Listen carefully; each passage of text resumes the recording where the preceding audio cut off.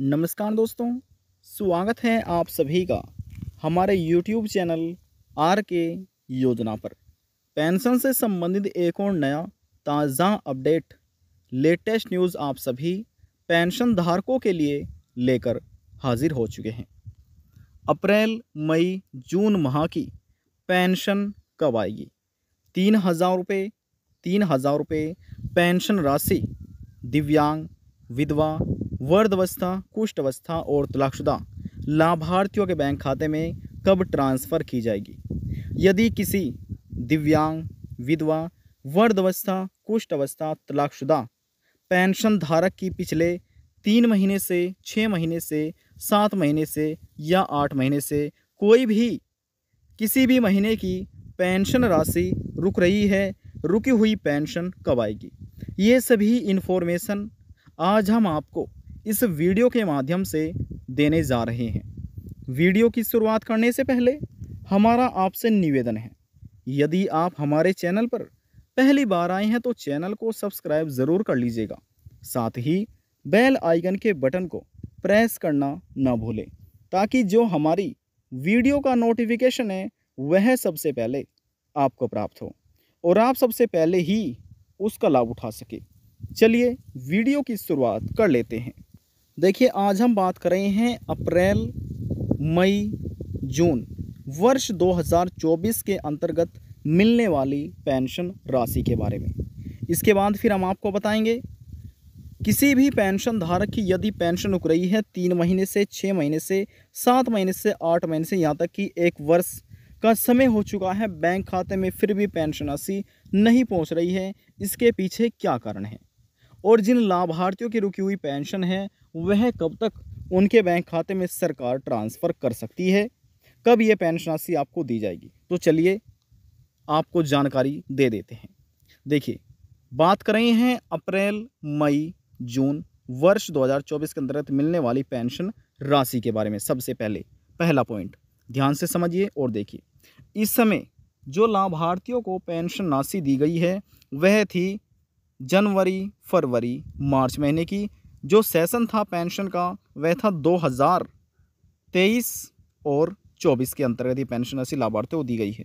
अब देखिए दोस्तों, वर्ष 2023-24 का जो सेशन था पेंशन का वह समाप्त हो गया है। समाप्त हुआ है जनवरी, फरवरी, मार्च महीने की पेंशन लाभार्थियों के बैंक खाते में ट्रांसफ़र करने के बाद। ठीक है, ये सेशन तो समाप्त हो चुका है। अब जो पेंशन का नया सेशन शुरू हो रहा है, प्रारंभ हो रहा है, वह देखिए वह शुरू हो रहा है अप्रैल, मई, जून से।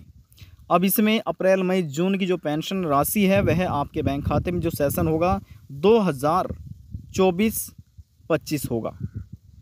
इस सेशन के अनुसार ही आपके बैंक खाते में पेंशन राशि को ट्रांसफ़र किया जाएगा।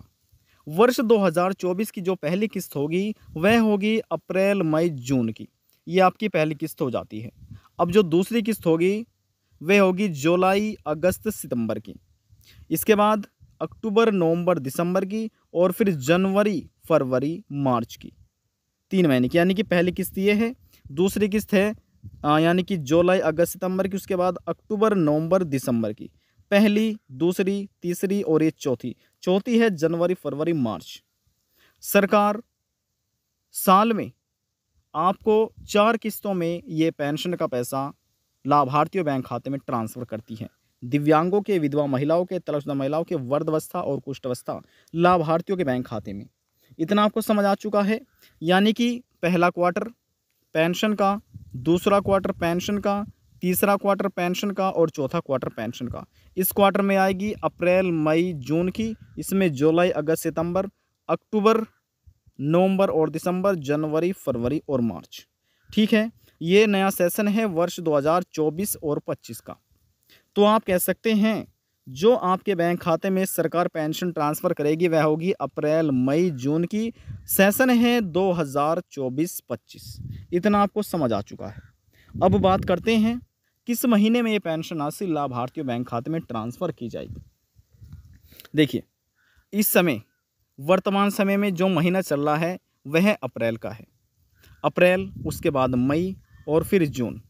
यहाँ पर हम आपकी जानकारी के लिए बता दें कि प्रदेश में सबसे अधिक लाभार्थियों की संख्या है इस प्रदेश में।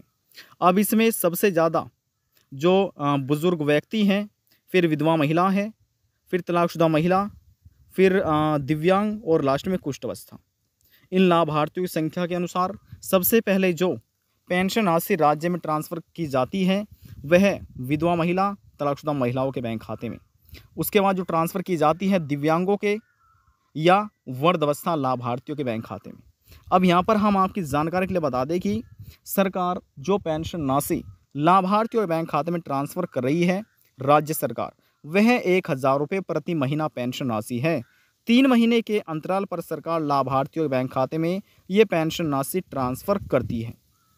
ठीक है। अब जो 3,000 रुपये पेंशन के होंगे वह होंगे आपके अप्रैल, मई और जून के वर्ष 2024-25 के अनुसार। जी हाँ, सेशन है ये 2024 और 25 का। इतना आपको समझ आ चुका है। किस महीने में ये पेंशन राशि ट्रांसफ़र होगी?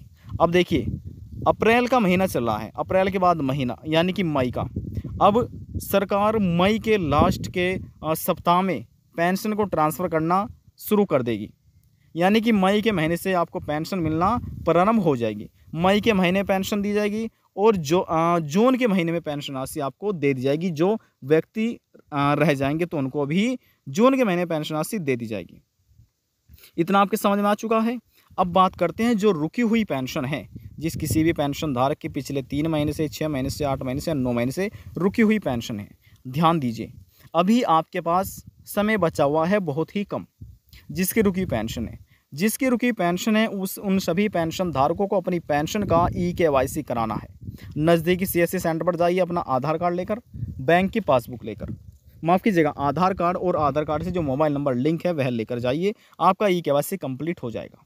जिस किसी पेंशन धारक ने अपना यानी कि आधार बैंक अकाउंट सीडिंग का कार्य पूरा नहीं कराया है, ऐसे सभी पेंशन धारक को नज़दीकी CSC सेंटर पर जाकर अपना माफ़ कीजिएगा जो आपका आधार बैंक अकाउंट सीडिंग का कार्य होगा वह आपके बैंक से ही होगा। यानी कि आपको अपने बैंक में जाना है, जिस बैंक में आपका बैंक खाता है, पेंशन का पैसा जिस खाते में आप ले रहे हैं उस बैंक में जाइए। वहाँ पर जाने के बाद उन्हें बोलिए हमें अपना आधार बैंक अकाउंट सीडिंग का कार्य कंप्लीट कराना है, जिसे आप NPCI भी बोल सकते हैं। ये कार्य आपको पूरा कराना है। वहाँ पर इसमें आपके आधार कार्ड की आवश्यकता होने वाली है। जो मोबाइल नंबर लगा हुआ है वह मोबाइल नंबर लेकर जाइए। वहाँ पर आपको एक फॉर्म दिया जाएगा NPCI मैपिंग का, वह भरकर आपको जमा कर देना है। आपके अंगूठे जो आप साइन करते हैं वह कर सकते हैं, आधार कार्ड की डिटेल आएगी और बैंक की डिटेल आएगी, ये भरकर आपको जमा करना है। 48 घंटों के अंदर ऑनलाइन अपडेट हो जाएगा।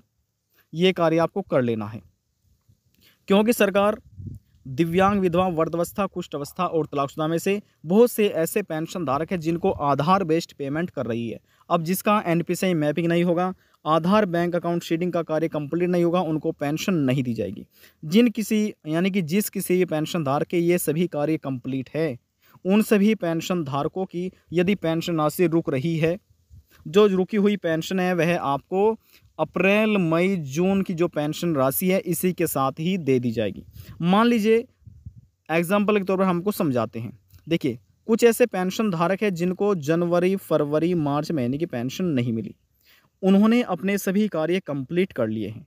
अब जो आपकी जनवरी, फरवरी, मार्च महीने की रुकी हुई पेंशन है वह आपको दी जाएगी मिलाकर अप्रैल, मई और जून के साथ, यानी कि 3 महीने ये और 3 महीने ये, यानी कि टोटल 6 महीने की हो जाती है 6,000 रुपये। तो इस प्रकार से आपको रुकी पेंशन दी जाती है। समझ आ चुके हैं?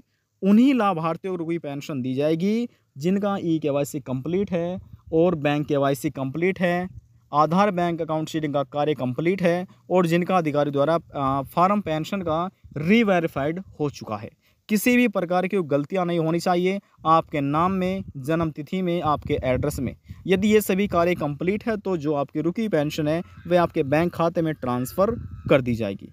और यदि ये सभी कार्य कंप्लीट है फिर भी पेंशन नहीं आ रही है तो ऐसी स्थिति में सभी दिव्यांग, विधवा, वृद्धावस्था, कुष्ठ अवस्था और तलाकशुदा पेंशन धारक को अपने ज़िला समाज कल्याण में जाना है। देखिए, उत्तर प्रदेश में 75 जनपद हैं। 75 जनपद में हर एक ज़िले में एक ज़िला समाज कल्याण विकास भवन बनाया गया है।